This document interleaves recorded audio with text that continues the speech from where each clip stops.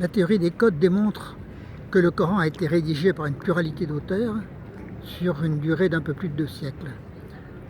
La réaction la plus intéressante, c'était celle d'un des membres du jury de doctorat, qui est un musulman, un chiite, qui a expliqué que le Coran était effectivement une coquille vide, c'est lui qui a parlé de coquille vide, mais que l'islam ne se fondait pas sur le Coran, mais sur l'ensemble des commentaires des versets dans le Coran. Et que par conséquent, démontrer que le Coran est un bouquin sans valeur religieuse parce qu'il a été fait sous l'égide des califes et pour servir de ciment à un empire, n'invalide pas l'islam en tant que religion. Qui est ce chiite? C'est un membre de votre... Vous êtes docteur en islamologie de l'université de Bordeaux? Non, de Toulouse. De Toulouse, pardon. Et Alain Juppé vous a... on pense que Tariq, non, comment il s'appelle? Tariq Oubrou vous a été la cause du fait qu'on vous ait saqué.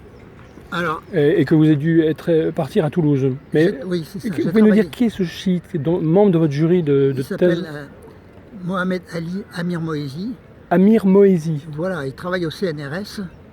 Et c'est un professeur dans les universités françaises, habilité à juger les thèses et assez connu. C'est rare ça, des musulmans aussi hauts. Enfin, Il y en a quelques-uns, comme Harkoun. Harkoun aussi, Harkoun l'était, il est mort. D'accord. Oui, et lui, ce chiite, donc Moezi, Amir Moezi. Amir Moezi vous dit l'islam est fondé sur les commentaires sur le Coran et pas sur le Coran lui-même. Oui. C'est une manière de se sortir. C'est un homme extrêmement intelligent. Oui. Dans le jury de thèse, il y avait 2 mathématiciens de très haut niveau qui ont validé le travail mathématique. Vous pouvez donner leur nom, à mon avis, ça intéressera les gens. Oh, je ne m'en souviens plus. Ah bon, d'accord, oui. Et il ne savait pas comment s'en sortir. Il avait compris qu'on ne pouvait pas nier que le Coran avait une pluralité d'auteurs et qu'il avait été rédigé sur 200 ans. D'accord. Donc il a probablement à ce moment-là inventé cette solution de dire que l'islam est fondé sur les commentaires et non pas sur le Coran. Oui. Il vous dit ça dans la discussion à bâton rompu pendant la soutenance ou Dans les commentaires qu'il a fait après la soutenance et avant la délibération du jury. Et c'est écrit, c'est oral, c'est... Non, c'était oral. C'est oral, d'accord, oui. Donc c'est pas public, ouais. Lui, si jamais quelqu'un va le contacter en lui disant il paraît que vous avez dit ça, il va probablement nier. C'est pas sûr. D'accord. C'est pas sûr parce que d'abord c'est un homme honnête. Oui. Et ensuite c'est un homme qui a compris le schéma du bouquin, le schéma de la démonstration. De votre livre? Oui. Le Coran révélé par la théorie des codes, voilà. Aux éditions de Paris, édité en 2015 2014, je crois. 2014, oui. Qui se vend, c'est un succès. Oui, c'est ça. Et il sait qu'il ne peut pas en sortir de cette démonstration. D'accord.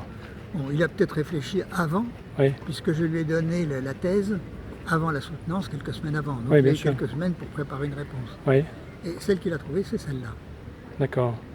Elle est quand même assez étrange dans la mesure où envoyer des gens se faire tuer en leur promettant le paradis, si c'est un prophète ou si c'est Allah qui leur dit, ça peut être crédible, mais si c'est un commentateur, ça l'est moins.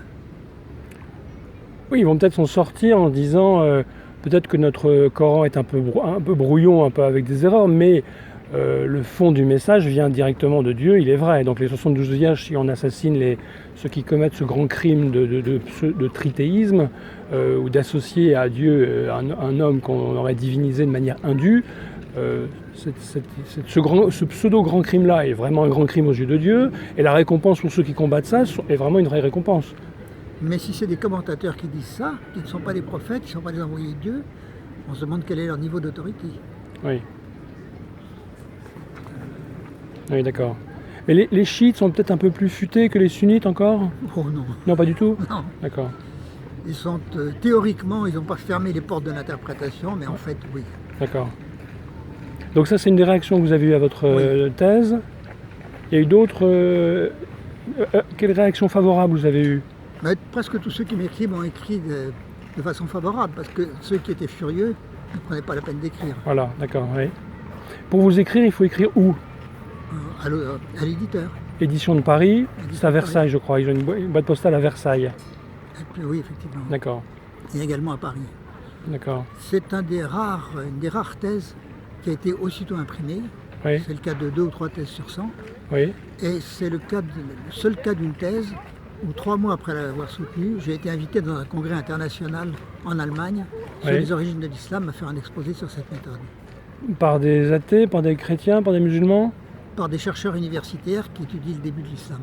Ça s'appelle INARA, et c'est une société allemande C'est en Allemagne qu'il y a le plus grand nombre d'islamologues aujourd'hui. Donc c'est pour D'accord. ça que ça se passe en Allemagne.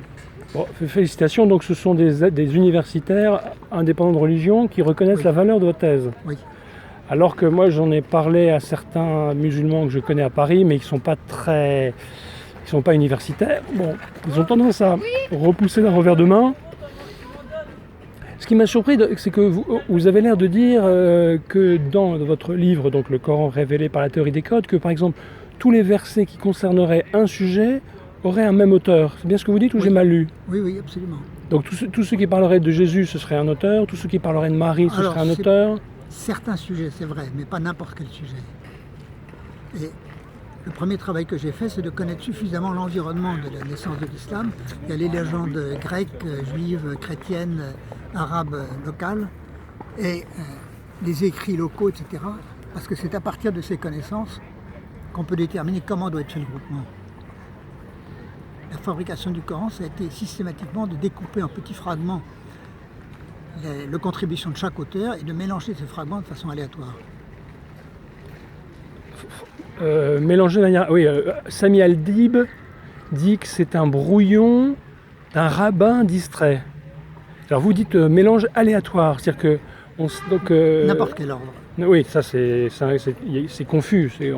Alors on dit, je précise que les propos que l'on tient, Jean-Jacques Walter et moi, ne visent pas à peiner ou à offenser les gens de bonne volonté qui pour l'instant professent l'islam. On parle du fond du cœur et en fonction de ce que votre intelligence vous a fait découvrir. Et moi, quand je dis des choses, ça n'est pas pour être injurieux. Voilà, donc je prie les auditeurs musulmans de recevoir mes excuses. Notre intention à vous et à moi n'est pas du tout d'offenser les musulmans. On cherche Non. l'un et l'autre la vérité. Voilà, c'est de chercher la vérité. Le fait est que l'histoire d'Abraham est répartie en 39 morceaux, répartis tout au long du Coran. D'accord. L'histoire de Noé, c'est 27 morceaux qui sont Ouais. répartis tout au long du Coran. Et ce qui concerne les femmes, ce qui concerne l'héritage, etc., est réparti partout. D'accord. Donc c'est un fait que le Coran est un mélange aléatoire. C'est pas une injure, c'est un fait. Et on ne sait pas pourquoi c'est pulvérisé à droite à gauche. Un sujet est répandu de manière. Alors, à mon avis, c'est pour rendre plus difficile l'identification des auteurs successifs qui ont travaillé. D'accord. Mais ça, c'est un avis, c'est plus un fait. Oui, bien sûr, d'accord, oui. Bon, est-ce que vous voulez ajouter quelque chose sur ce... Non. Vous pouvez alors appuyer pour finir la vidéo.